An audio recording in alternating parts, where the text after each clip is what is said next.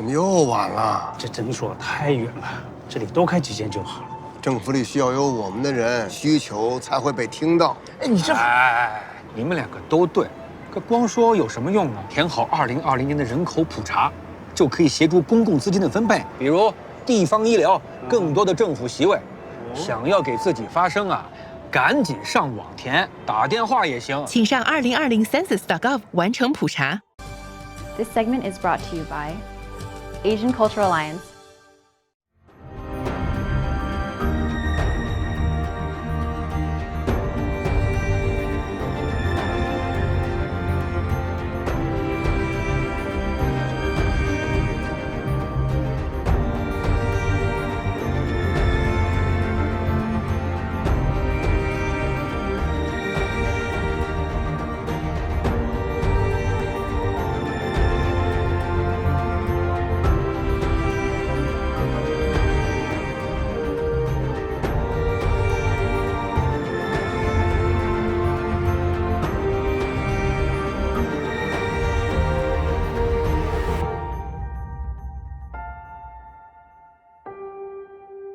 Each year since 2007. In a 2017 speech, President of Harvard University Drew Faust once said that academia is about knowledge and the pursuit of truth. Dr. Faust quoted former Dean of Harvard University's Faculty of Arts and Sciences, the late Jeremy Knowles, who said the most important goal of higher education was to recognize when someone is talking rot. In order to reflect on the important and the meaningful.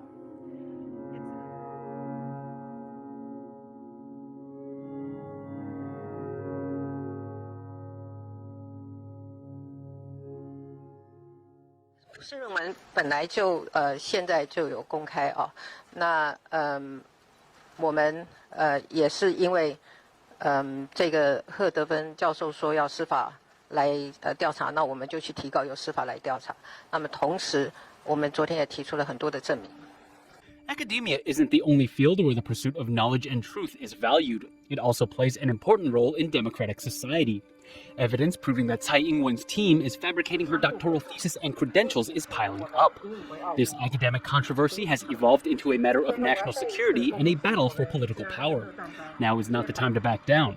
It is more important than ever to push on, even if that means we must question the London School of Economics itself and its strange behavior. In our last episode, we unveiled that LSE and the University of London's communications managers have denied damning statements made by the school's library staff and diploma production office. We also showed how Tsai's team disseminated false information to mislead the public.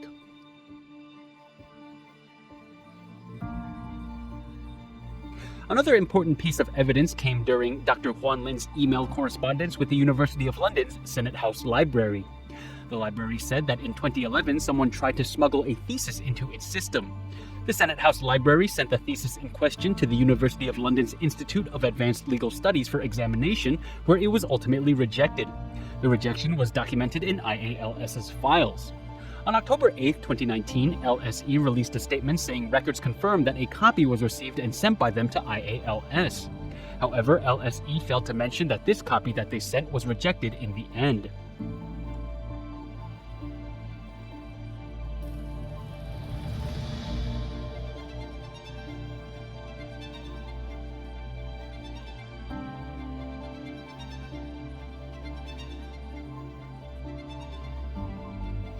Not every administrative body at LSE is willing to participate in Tsai's scheme.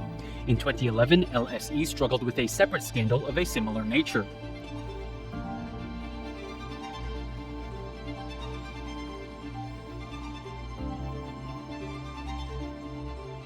Saif Gaddafi was next in line to succeed his father, Libyan dictator Muammar Gaddafi. In 2003, Saif enrolled in LSE's doctorate program.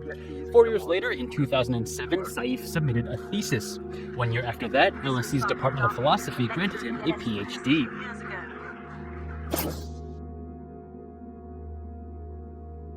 However, in 2011, LSE was criticized for accepting a donation of £300,000 from the Gaddafi International Foundation for Charity Associations, which was headed by Saif. In fact, LSE had accepted a donation of £1.5 million from the foundation in 2009, which it used to establish LSE's North Africa program.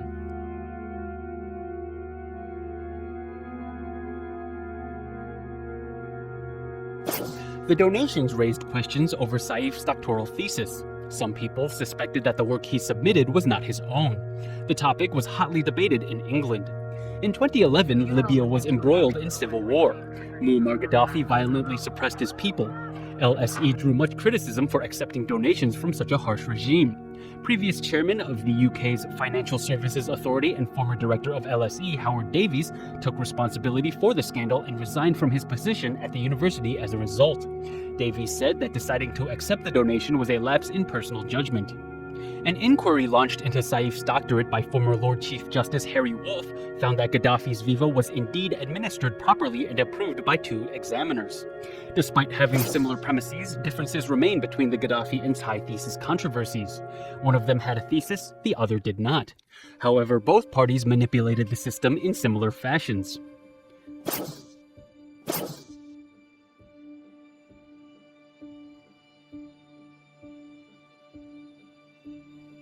First, Saif Gaddafi did complete his doctorate curriculum. However, there are rumors that Saif's advisor David Held wrote Gaddafi's thesis for him.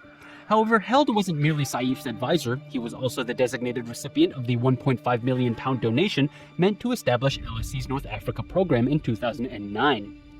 Even if there wasn't a conflict of interest, Saif and Held both had value to one another. Whether or not a thesis is ghostwritten is hard to prove, unless one person involved confesses to doing so. The fact of the matter is, Gaddafi has a traceable thesis and completed his viva. Wolff's inquiry also unveiled the name of Saif's 2 examiners who kept records of what happened throughout his viva. Tsai, on the other hand, doesn't have a documented thesis, nor were her examiners identified on her student record.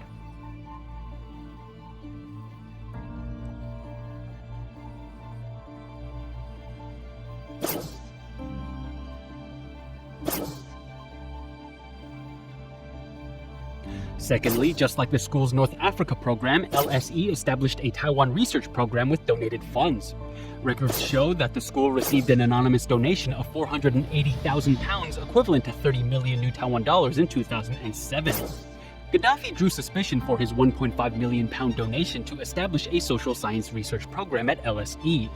But what of the £480,000 granted to Si Fanglong to establish the Taiwan research program? Was Gaddafi scrutinized only because his donation was public? Does an anonymous donation escape examination because it doesn't have a name linked to it?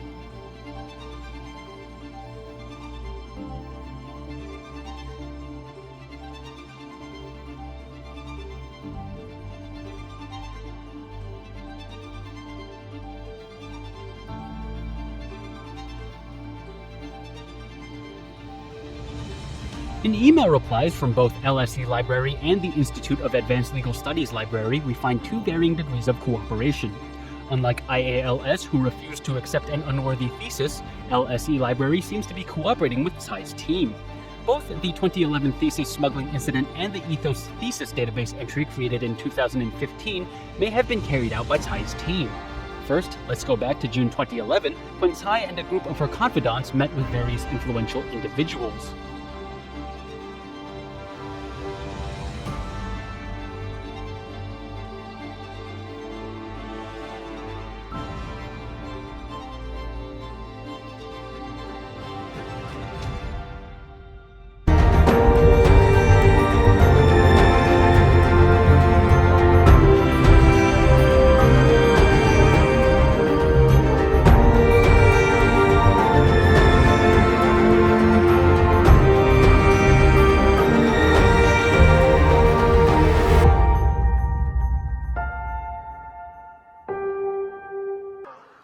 On June 2nd, 2011, Tsai traveled to Europe in preparation for Taiwan's 2012 presidential election.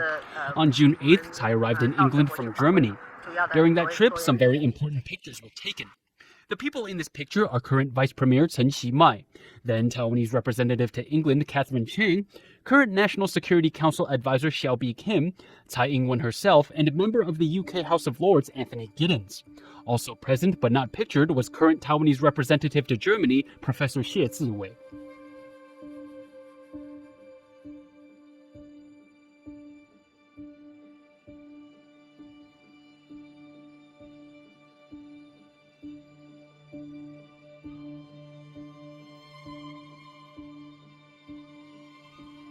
The Lord Giddens is a longtime friend of Taiwan. Between 1997 and 2004, he was the director of LSE.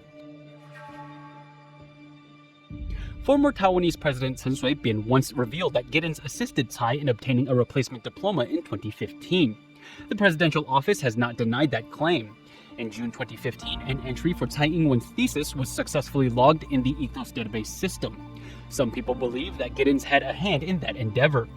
However, the interesting thing here is that Lord Giddens has an unsavory past. He was also involved in LSE's Saif Gaddafi scandal in 2011. An investigation into the Gaddafi scandal revealed that the Lord Giddens made several visits to Saif's residence. Giddens has since refused to comment on whether or not he received monetary compensation from Saif.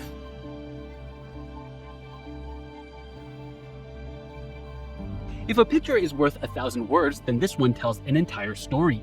Photographed within this small conference room is Tsai Ing-wen, Chen Qimai, Xiaobi Kim, Xie Ziwei, and then LSE Interim Director Judith Reese.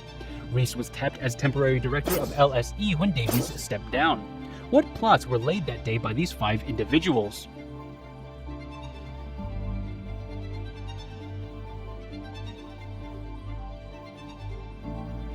In this picture, Tsai's 5-person team is shown visiting David Held. Held was Saif Gaddafi's doctoral advisor at LSE. Less than 6 months after this picture was taken, Held resigned from his post at LSE. Why did Tsai meet with such a controversial figure during such a sensitive time? What were the two parties planning?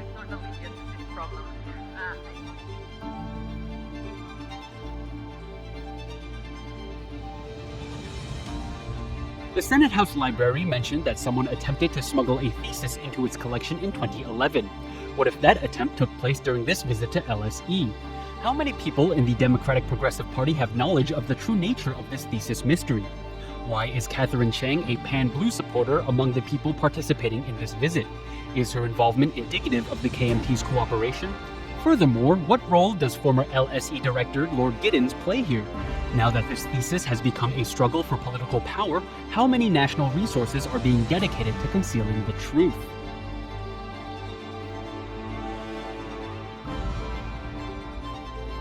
How many people are propping up this charade? So far, we've deduced that communications offices at both the University of London and LSE are involved. There's also the ubiquitous Shi Fanglong and member of the UK House of Lords, Lord Anthony Giddens. Even though Tsai's team attempted to sneak a thesis into the University of London's Senate House Library in 2011, the book was swiftly rejected by IALS. Regardless, the Lord Giddens managed to help Tsai's camp land a big victory in 2015.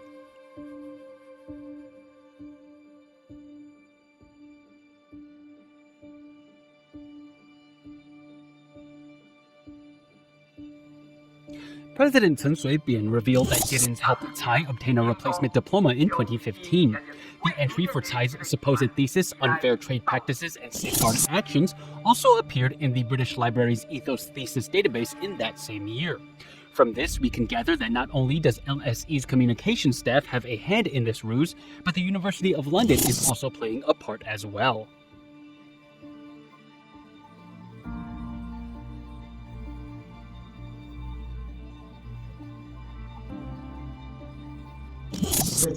This reissued diploma that the president applied for in 2010 is certified by Taiwan's representative office in the UK. This diploma also bears the signature of the school's then chancellor, which confirms the degree's conferment.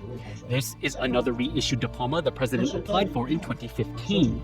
It also has the signature of the school's then chancellor. We have here written confirmation that the president received her degree. It very clearly says that a PhD in law was conferred on Tsai Ing-wen on March 14, 1984. In 2015, Tsai was getting ready to run for president again. She was poised to become Taiwan's leader. Lord Giddens was the key player that won the University of London to Tsai's side. The amount of manipulation our team found in June 2019 remains shockingly unfathomable.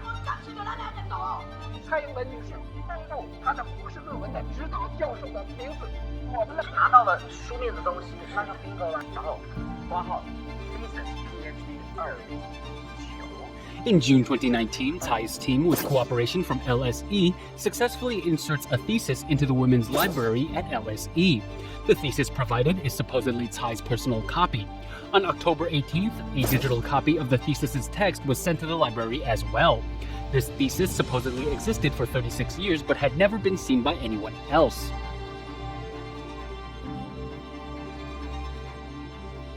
At first, the thesis is shown to have two authors. The other person who helped pen the thesis is Michael John Elliott, a man who Tsai claimed was her doctoral advisor. LSE later revised the thesis's information to list Ing-wen Tsai as its only author.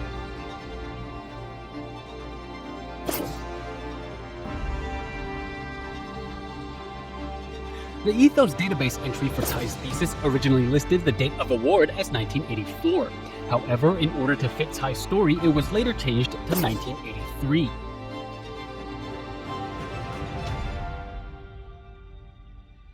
The ProQuest database also suddenly showed an additional entry from 1983 under Tsai Ing-wen. Manipulation occurred in Taiwan as well. For example, Lin Huan, a student Tsai advised at Soochow University, had their graduation date changed from 1984 to 1985. Documents outlining funding for the LSE Taiwan research program originally released by the Education Ministry suddenly disappeared from the internet.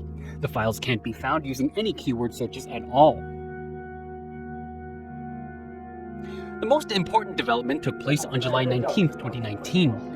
While the Education Ministry held a press conference publicizing Tsai's credentials, documents that pertain to her thesis, degree, and teaching career were deemed classified until December 31st, 2049. What's more is that the Education Ministry tried to pass off a thesis completed in 2019 as a thesis from 1984.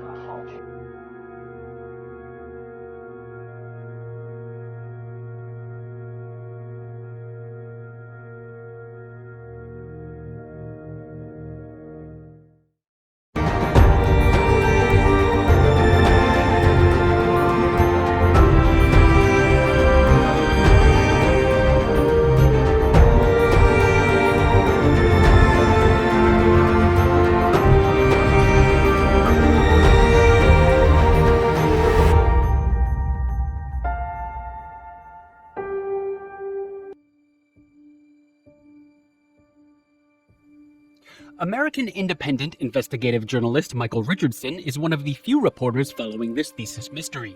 In July 2019, he published his own findings. Richardson received a similar reply from library staff at LSE. An email sent to him said, "Dr. Tsai's thesis is unavailable, I'm afraid. LSE Library has never had a copy of this thesis." Journalists are familiar with how easily documents can be falsified. However, vivas, otherwise known as oral defenses, are very difficult to fabricate. Richardson focused his attention on the viva that famously resulted in 1.5 PhDs being granted to Tsai Ing-wen.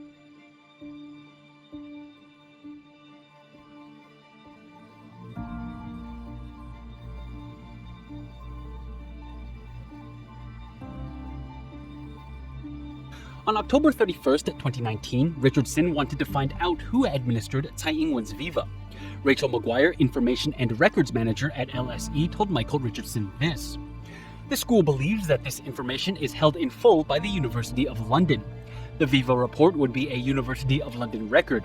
An award letter was sent out from the University of London Registrar on February 8, 1984.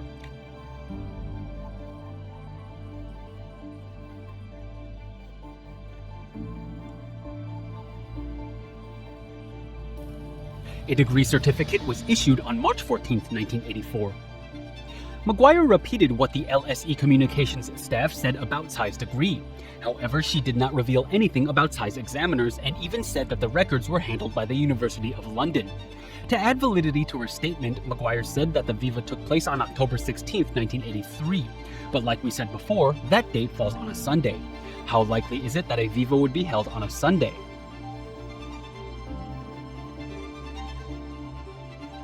Next, Richardson wrote to the University of London.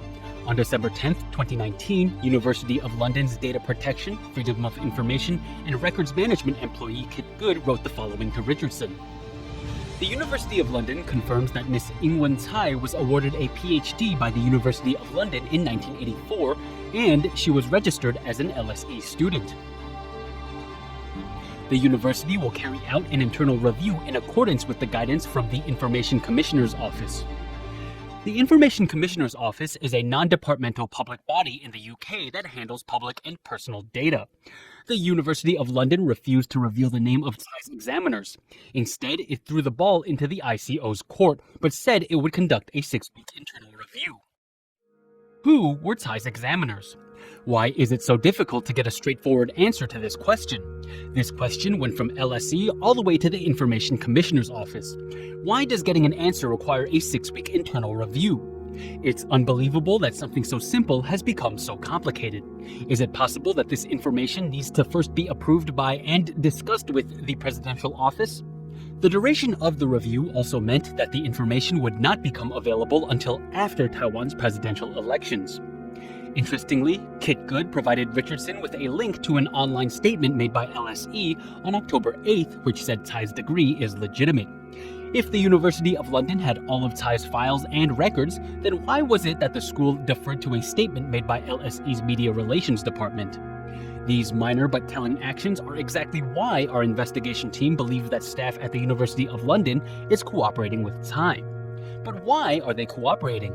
Does it have to do with the anonymous £480,000 donation, or is it simple diplomacy? We're still looking into the matter.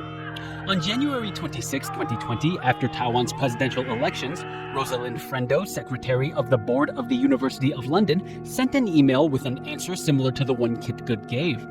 Frendo's email said, "The university does consider that the information which comprises part of a student record is personal data. Students will have a high expectation that records of their registration and the attendance at the university, which may reference a number of factors relating to their professional and personal life, would not be subject to public disclosure. Even in the case of a PhD thesis where there is an expectation that the thesis would be publicly available, there is no expectation that further records of the assessment would be disclosed." The interesting thing about this answer is that it seems to have taken into account Tsai's personal preference.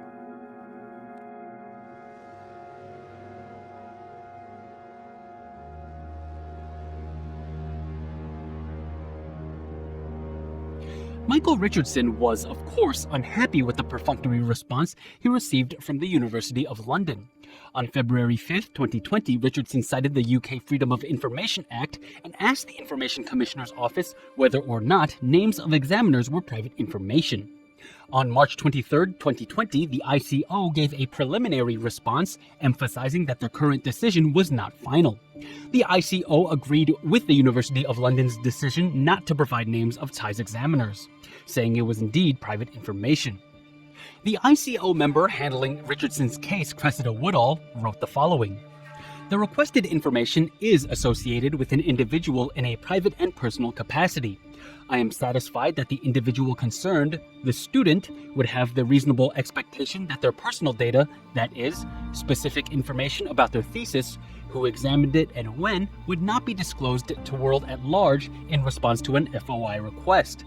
I consider it likely that disclosing this information would cause that individual a degree of damage or stress." Why would revealing the examiners who granted a student 1.5 PhDs in 2 years be damaging or distressing to a student? Logically, if revealing examiners would disturb a person's status quo, then under those circumstances, it would indeed be damaging and distressing. However, if it wouldn't change anything, how could that be deemed damaging or distressing? What kind of damage or distress could be done by revealing examiners in this case? Mysteriously, the ICO asked Richardson in a roundabout manner not to pursue the matter further due to the current coronavirus outbreak in an email. You will be aware of the challenges that public authorities and government departments are currently facing as a result of the coronavirus emergency. The Commissioner is considering the regulatory approach that will be possible and appropriate to take with those bodies at this time, and more detail about this will be communicated in due course. Who were Tsai Ing-wen's examiners? This question has been kicked around from LSE to the University of London and now to the Information Commissioner's Office. The ICO says that due to the coronavirus outbreak, it can't be sure of when it can respond to related inquiries. English officials have had very strange reactions to this entire fiasco. It's not far-fetched to think that there's diplomatic pressure at play here. Investigations into the Saif Gaddafi scandal not only revealed information on Saif's Viva, it also publicized the names of his examiners. In the end, Gaddafi even held on to his PhD. It's almost been half a year since we launched our investigation into Tsai Ing-wen's thesis. The 2020 presidential election is over and Tsai has won re-election. Why don't English authorities holding the evidence simply address the public's concerns? Why must this thesis mystery drag on? Perhaps the answer can be found in one of Tsai's own speeches. 最荒谬的事情是什么？我有3个 examiner， 是3个口试委员。这个因为我的论文是法律跟经济的混合体，所以，一个是我的指导老师，一个是经济学家，一个是学法律。那个律师就说你的经济部分写得不错，那个经济学家说我法律的部分写得不错。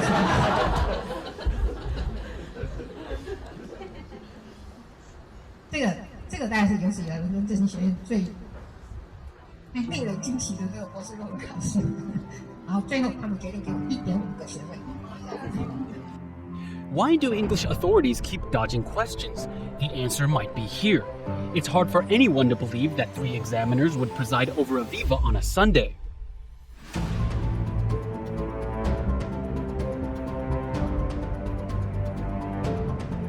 This thesis mystery is the first of its kind, as it involves a sitting president. The severity of what's transpired is far greater in magnitude than other academic scandals that have taken place in Germany, Romania, and Hungary. What started out as an academic issue is now a political controversy. Ultimately, this may become a transnational lawsuit. In our next episode, we expose more evidence and figures involved in this bout of academic dishonesty.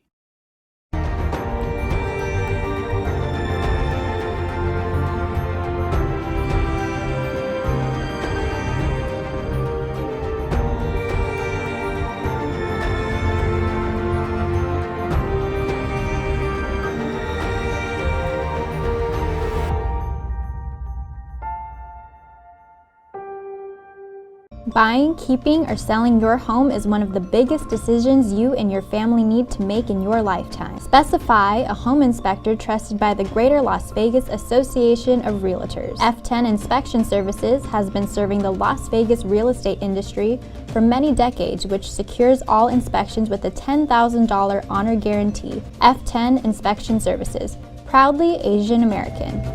Call 702-374-7377. 怎么又晚了？这诊所太远了，这里多开几间就好了。政府里需要有我们的人，需求才会被听到。哎，你这……你们2个都对，可光说有什么用呢？填好2020年的人口普查，就可以协助公共资金的分配，比如地方医疗、更多的政府席位。想要给自己发声啊，赶紧上网填，打电话也行。请上2020Census.gov 完成普查。